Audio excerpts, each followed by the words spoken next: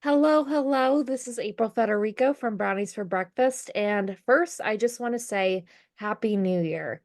This is the first episode to come out in 2025, and I am so excited to explore diet culture and intuitive eating and all the fun stuff and empowerment for the rest of the year. So today we have Lori Brand. She transitioned from a celebrated career in the fitness industry to advocating for strength and self-love. She went from gymnast and model to fitness writer turned novelist of Bodies to Die For. Hi, Lori. Hi there. Thank you so much for having me. Absolutely. So Yeah. tell me, when was the first time you ever encountered diet culture? The first time I encountered diet culture, I was only 10 years old, Oh, which is actually older than a lot of people encounter, believe it or not. But I was 10 because I grew up in a household where my parents were really pretty. They weren't they didn't really focus on my body, which was wonderful. I think it was really good for me. But my mom was driving me to dance. I remember this so well. She was driving me to my dance lesson. And she said, oh, just so you know, Barb's not going to be teaching for the next, month or two or three. Her assistant Jill's going to be teaching for her.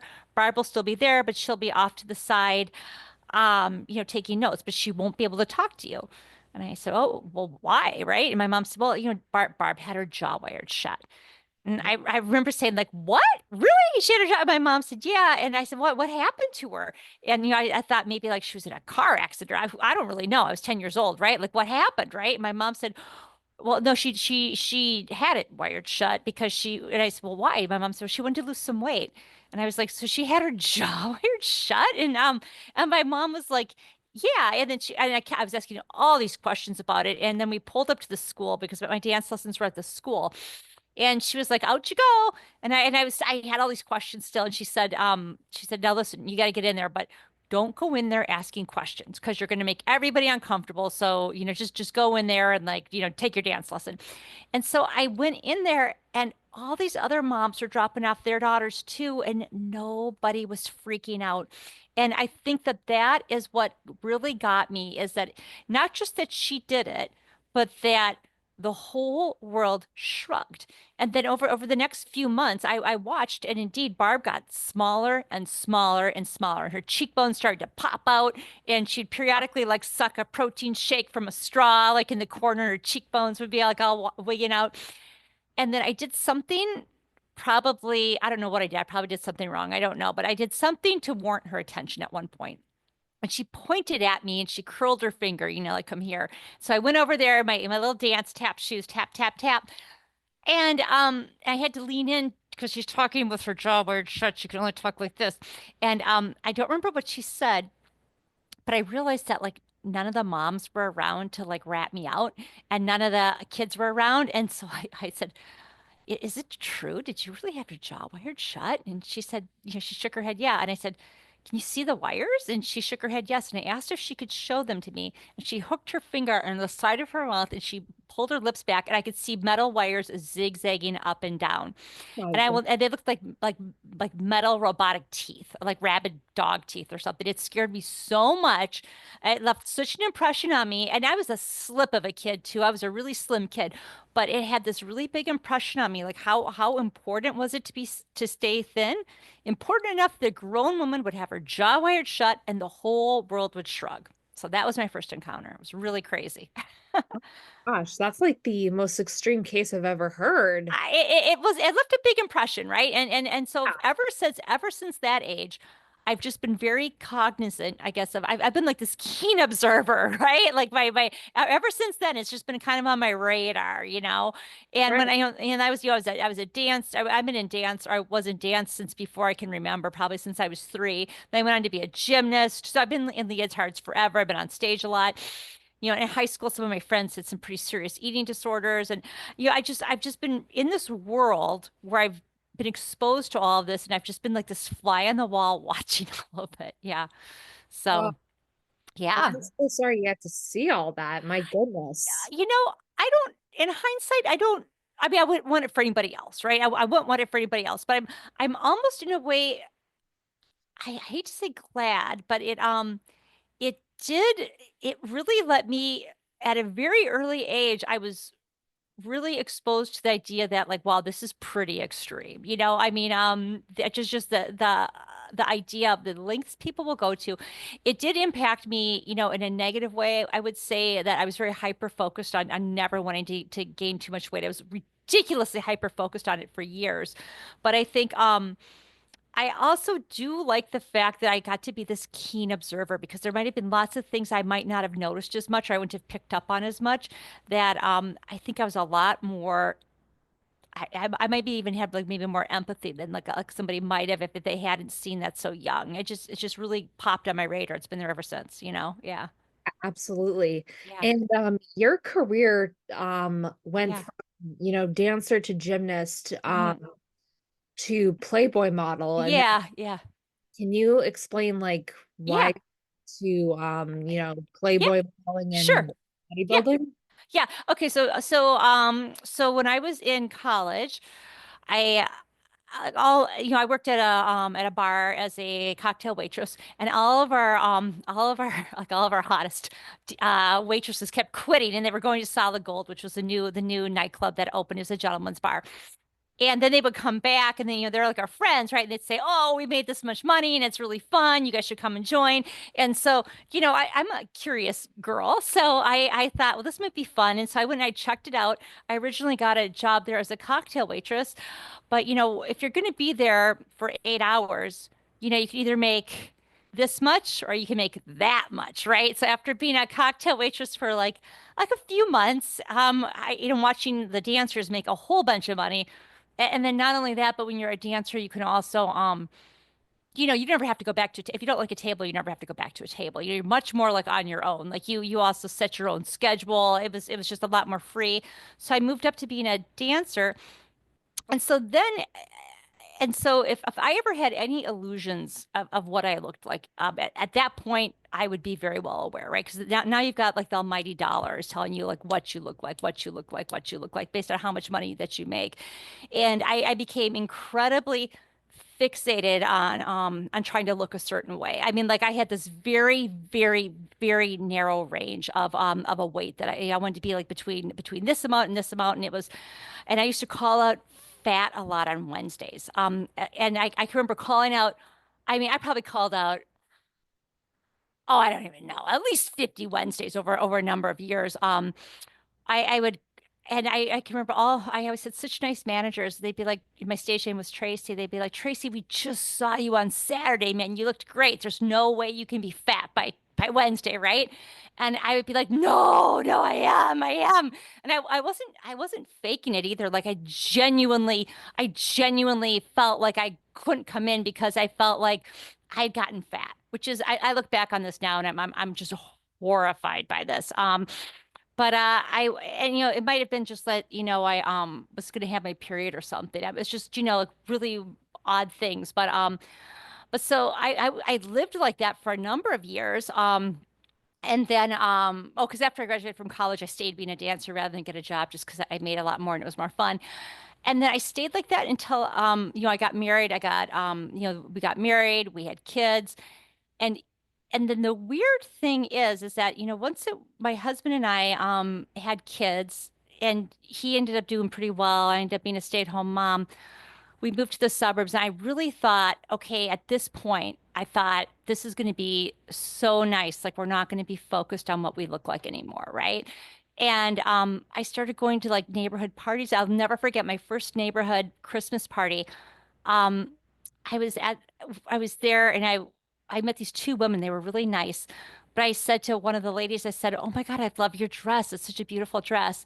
And she said, "Oh, thanks so much. I almost didn't come tonight. I almost didn't wear it tonight because I felt so fat." And I remember being like, I remember just being like just blown away, like wow, it's still going on. And then the other girl who was next to her said, "Oh my God, me too." And so it was like me talking to these two women who were like almost didn't come tonight because I guess I mean, this is like a neighborhood Christmas party, right? But that even then that we're still seeing it. And and at some point I got into bodybuilding. And and I was bodybuilding, and it was really great. I was bodybuilding, I was getting really strong, but I was also noticing like really women with really nice bodies. I mean, by the time that you get to a bodybuild, I was in a bikini, yeah, I was the bikini division, but by the time that you get to a bodybuilding stage, everybody on that stage is in phenomenal shape, right? It's peak week, everybody looks great. And backstage, you'd also have so many women looking at themselves and picking out what was wrong with them. And and at that point, I was starting to really look around and be like, what's going on, right? Like what is going on? And I decided to try to change the folk.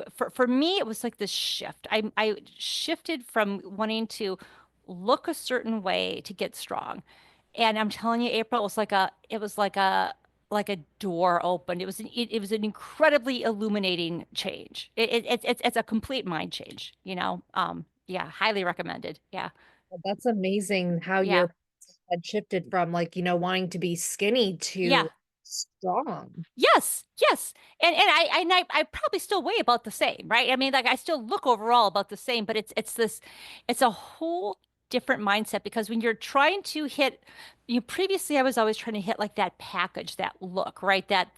Whatever it was, whether it was a stripper or a bodybuilder or whatever, it was that look, right? You want to hit that look. And that's an external package, right? You're trying to hit somebody else's ideal of what you should look like. But if you say to yourself, I want to do a pull up. I want to do a push up. I want to walk a mile. I want to run a mile. I want to squat 100 pounds. Whatever strong is for you.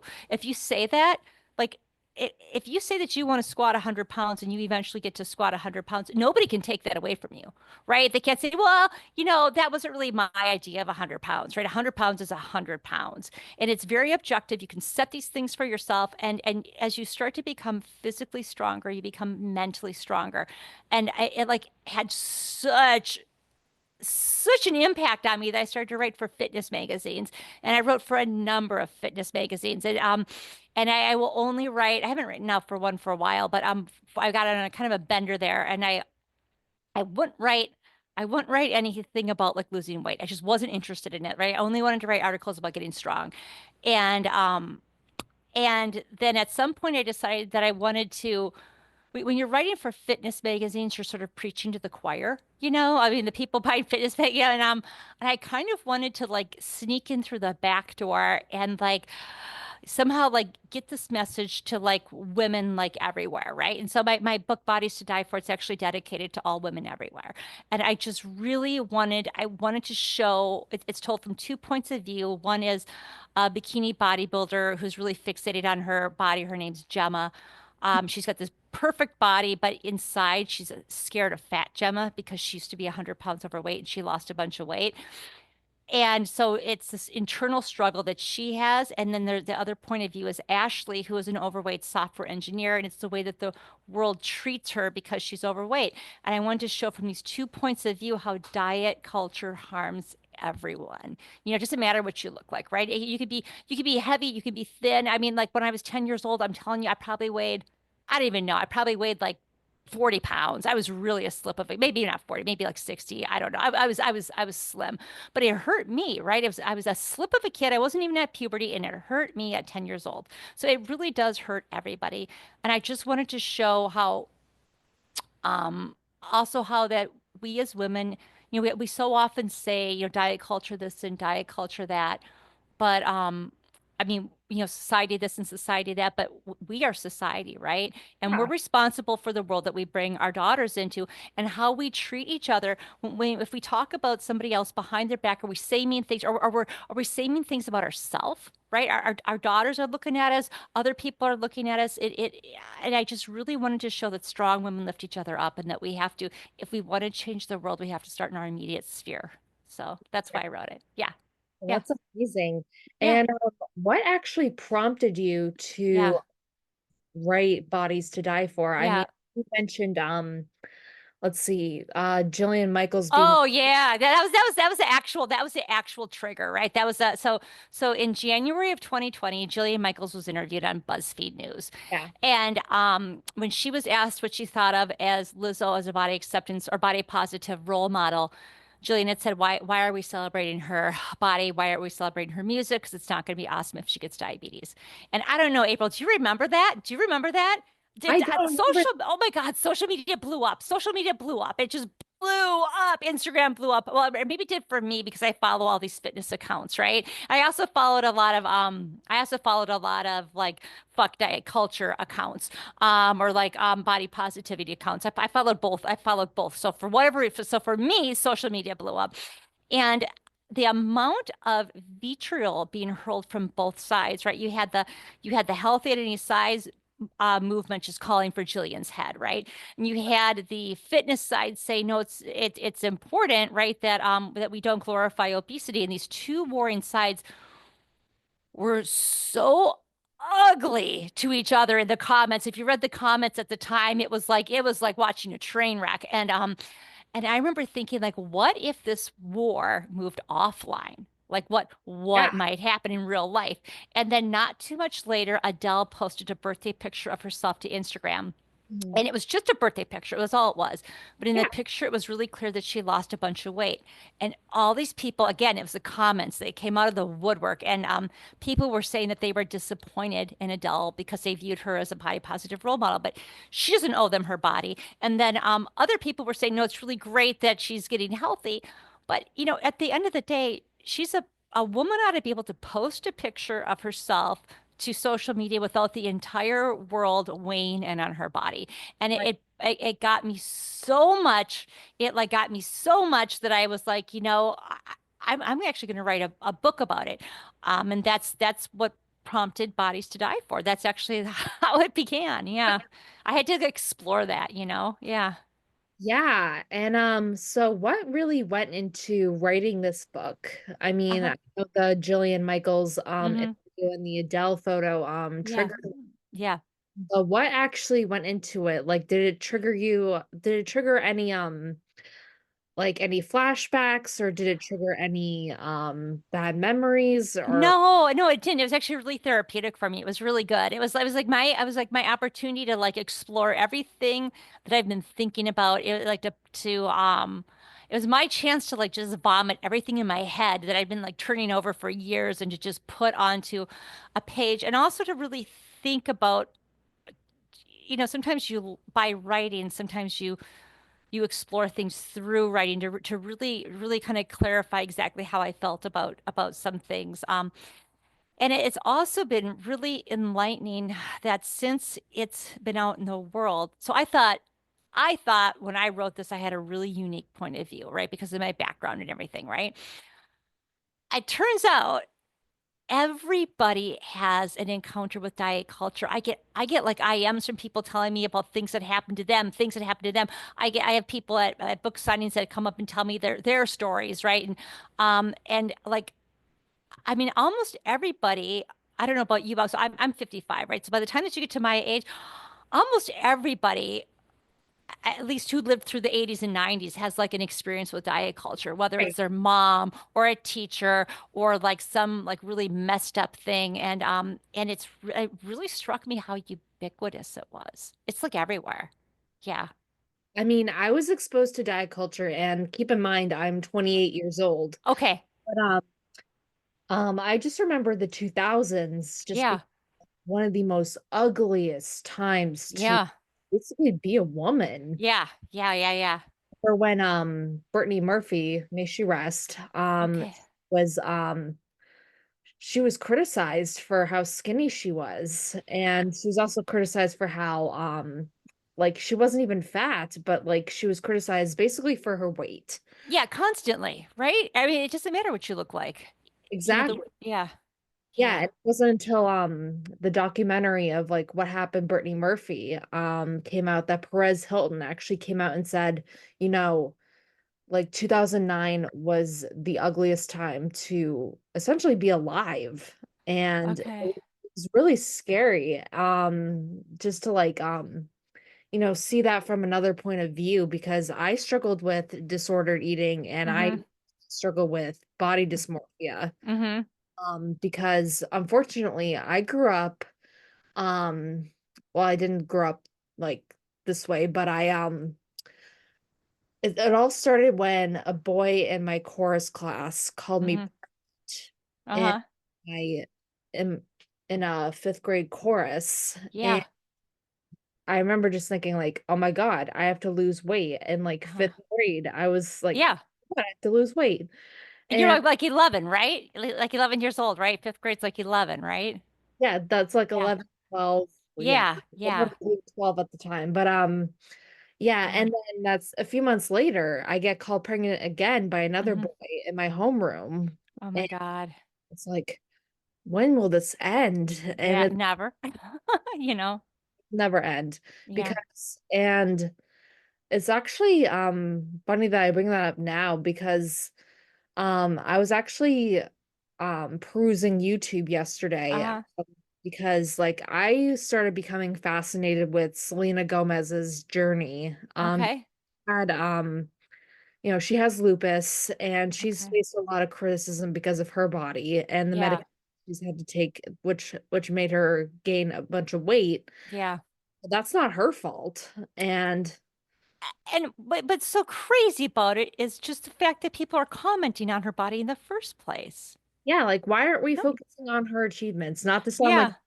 this, Yeah. but Yeah. Yeah. Yeah. Totally. Right.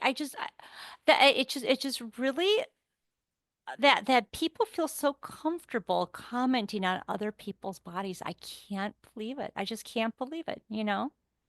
I know it's like everyone from like family members to even Yeah. friends have Yeah. come to my body. Like Yeah. I was like gaining weight from a Yeah. medication that I had to take, and Yeah. Yeah. same medication that makes men grow breasts. Uh-huh.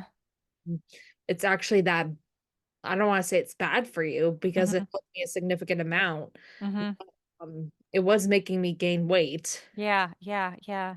The fact that Jillian Michaels actually said like, "Oh, it's not going to be funny when she gets diabetes." Like, Hmm. no, that struck a chord of truth in me because like Yeah. I have diabetes. Yeah. Yeah. And Yeah. that's not really a funny remark. That's Yeah. Yeah. it's Yeah, just no, she wasn't actually trying to be funny, I don't think. I think she was just genuinely making that comment, but it was she it was a genuine comment, I believe. And she within 24 hours she apologized for it. yeah, No, yeah, but just that nobody let up. Like the thing on Instagram went on for days, man. I think she received death threats. You know? Yeah, yeah. crazy. Yeah. Yeah, and so you're on social media, right? Yes, I am. Yeah. Yeah, so like what do you see on a daily basis when it Hmm. comes to fitness accounts and Yeah. podcasts, like basically talking about diet culture? Do any of these strike a chord of truth in you, or do they? Yeah.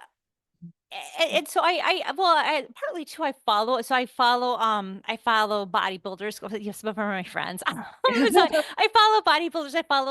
I also right now like I'm a fitness instructor. I teach like group strength. I teach yoga. Yeah. Um so I also follow different people who are in the like the fitness world. Mhm. But I also follow like the anti diet culture people too, because I'm very interested in what I follow a lot of people.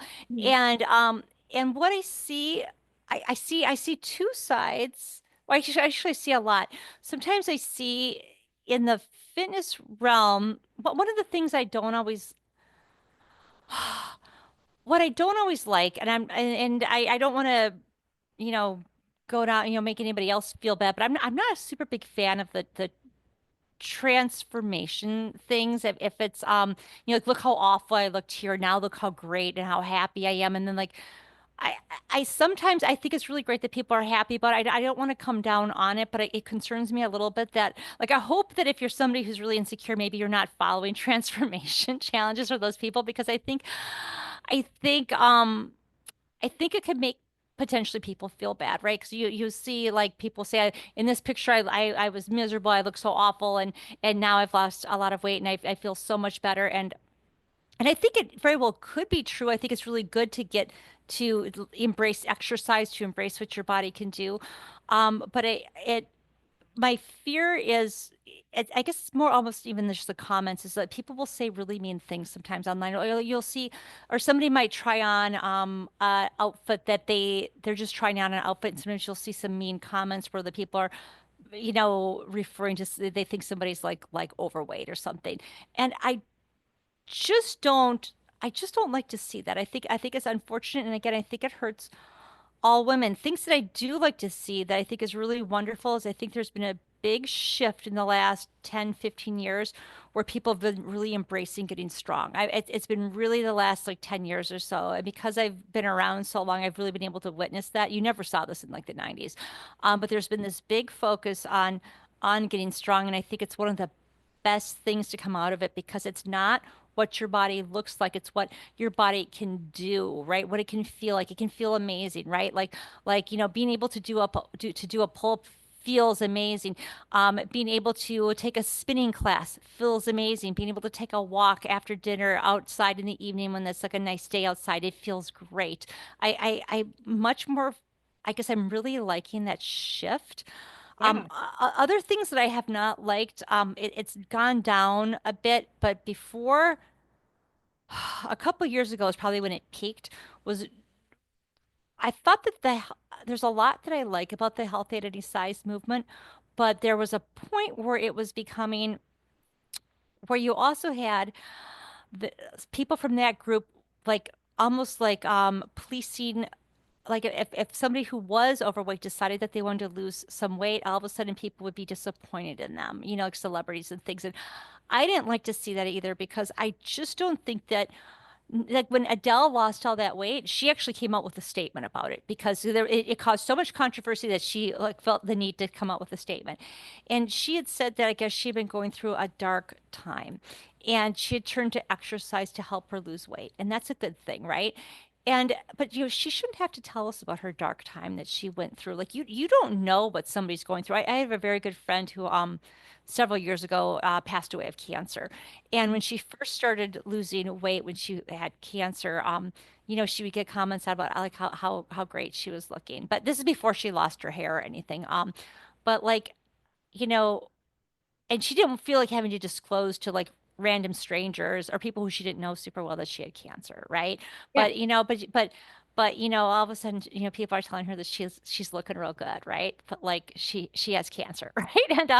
And she's like really freaked out and stressed out, and she's losing a lot. Or also like I also know people who have like their husbands and they have broken up, or that people whose husbands have left them, and they've been like just devastated, like emotionally devastated, and they've lost a bunch of weight because they like don't feel like eating, and they're like incredibly depressed, and all of a sudden everybody's telling them how great they look. So I really don't like the focus on. It's such a personal thing, what people's bodies look like, and I just don't think I just really think it's something you should try to stay away from, us focusing on something. Focus on yourself if you want to focus on something, or say like, wow, you look fabulous, but you don't have to bring their weight into it. Maybe they just look like they're feeling healthy. They look fabulous. Like their skin's glowing, whatever.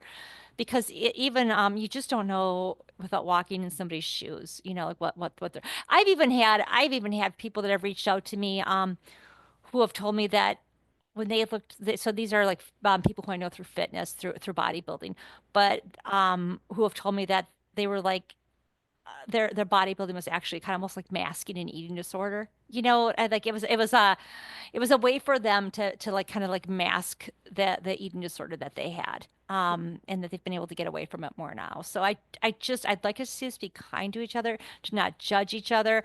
For all you know, too, somebody might sometimes people who have gone through an eating disorder and are in recovery, like if they suffer from anorexia, a lot of times they'll start to put on some weight relatively quickly afterwards, and they might go even above maybe like what you might consider to be like an ideal, what society would consider to be an ideal weight, but like they're like in recovery from anorexia, which is like one of the most deadliest eating disorders around.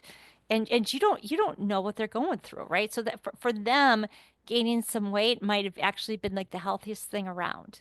So I just I my book is really about like us just giving each other grace and not just each other, but giving ourselves that grace and focusing on just simply getting strong and being kind, I you love, know? yeah, I Yeah. really do love that. Yeah. And it's actually interesting that you bring that up because Mm-hmm. I was having this epiphany yesterday. Yeah. Just watching everyone on the Golden Globes like Oh, looking okay. absolutely fabulous, Yeah. thinking to myself like, wow, I wish I could look like, Selena Gomez or like Uh-huh. Fanning or like, Uh-huh. let's see, Zoe Saldana. Okay. I I remember thinking like, April, like you can't hate your body into changing it. Yeah. Yeah. Yeah. Well, I'm on like my personal journey of like, Yeah. trying to lose some weight and Mm-hmm. Mm-hmm. the diabetic weight, of Yeah. course, Yeah. COVID weight. Yeah. It's been a brutal yet eye-opening journey for me because it Yeah. not only like you said about Adele, Uh-huh. it was a journey for me to really focus on my mental well-being Mm-hmm. because I was going through such a dark time, Yeah. in my own mind. It was literally Yeah. my mind and me Yeah. and really like you don't know what people are going through. So like Yeah. and and at the same time, like I was getting comments on my body on this one reel that I Uh-huh. posted on Instagram. Uh-huh. And I had literally 100 comments, like Uh-huh. from men alone, just Yeah. just commenting like, oh, Princess Fiona and Okay.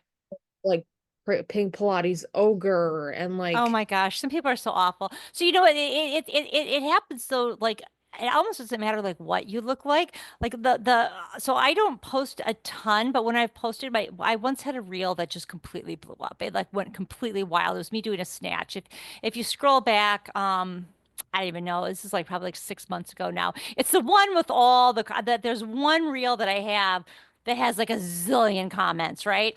And if you read the comments, a lot of them are really good, but there'll be like some hidden comments, right? And I actually deleted a few that were really mean. Like there were like a couple that there was the worst one was from a woman who like was like telling me I was going to go to hell. She was telling me that my breasts looked awful, that my breasts looked awful, and I was going to go to hell. And like I don't even know because it's been a while because I deleted it. But like, just really mean.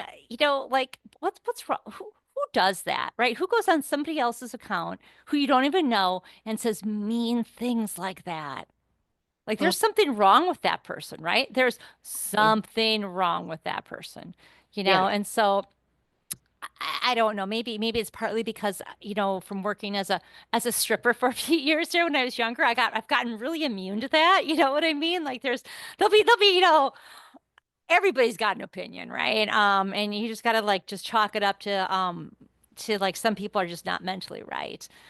But I wanted to say though what you were talking about as far as like wanting to get healthier or whatever in my so in Bodies to Die for Ashley, the one that's overweight, she ends up kind of falling into backwards into boxing. And she takes up boxing because basically because she wants to punch somebody, right? She's really pissed off and she wants to punch somebody. She takes up boxing, but through moving her body, I mean, she's in kind of a dark place when she takes up boxing. Yeah. She ends up basically by the time that she's deep into the book, she no longer wants to punch somebody. Although she does at one point when she needs to. But the moving of your body, you can trigger all these endorphins and things. And so I think the big thing is just to start like I know whenever I kind of get for the most part I stay pretty active, but sometimes like if my eating goes a bit off the rails, I've noticed that I never feel quite so good if I'm not as well nourished, And so like the first thing I'll try to do is I try to make sure that I'm getting at least 5 fruits and vegetables a day. And I kind of have like in my head, like I kind of have like this metric, like I like to have at least a fruit for breakfast, at least a fruit for a mid-morning snack, and at least three vegetables at lunch, right? If I hit those, if I get those minimum of those like five different things, and if I always get like 30 grams of protein at breakfast, like maybe like 10 or 20 for like a mid-morning snack, and like another like 30 at lunch. If I can like hit those marks, if I can get back to that, if I kind of get off for the holidays or whatever, I find that just being well nourished, you know what I mean? Like getting the nutrients that my body needs.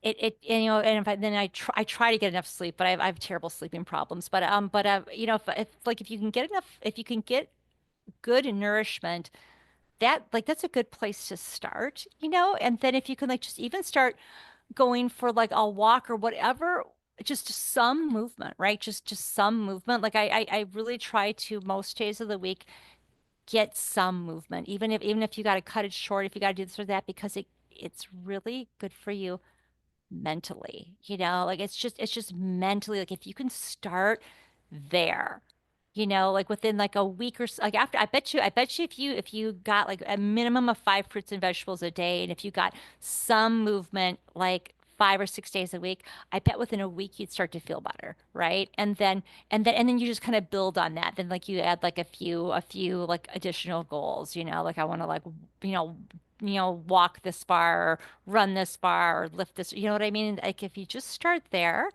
I think it's like usually a good, at least for me, like whenever I fall off of it, that's usually how I kind of like ease my way back into it. Yeah, Yeah. definitely. And before we wrap up this episode, is there any last piece of advice that you would want to share with my listeners? Just to be kind to yourself and to be kind to others, right? Strong women lift each other up. Yes. I mean that's really what, and then also the other thing, the big thing is that getting strong is the answer, right? Not trying to hit somebody else's idea of what you should look like, right? Getting strong, whatever strong is for you. Set yourself a goal, right? Whatever it is, make it achievable, set it for yourself, and it's just incredibly empowering when you start to tick these goals off. So that's what I would say. Get strong and be kind. Yeah. Amazing. Yeah. Wow. And one last question. Yeah. Where can my listeners find your Yeah. book? Oh, you can find it anywhere, right? You can find it on Amazon. You can find it at Barnes and Noble. You can find it at Target. You can find it, I mean, anywhere books are sold. It's available in I'll hold up a picture of it right here. So it's available in hardcover. It's available in soft cover. It's available electronically for Kindle. It's available in audio. It's available like in any which way. Yeah. Amazing. Yeah. Thank you so much, Lori. And Yeah. I hope this episode really strikes a chord of truth within my listeners. Yeah. And this definitely set the bar high for 2020, Okay. 2025. Oh, good. Thanks so much for having me. Absolutely. All All right. Thanks. right, been an episode of Brownies for Breakfast, and I will see you next time. Bye.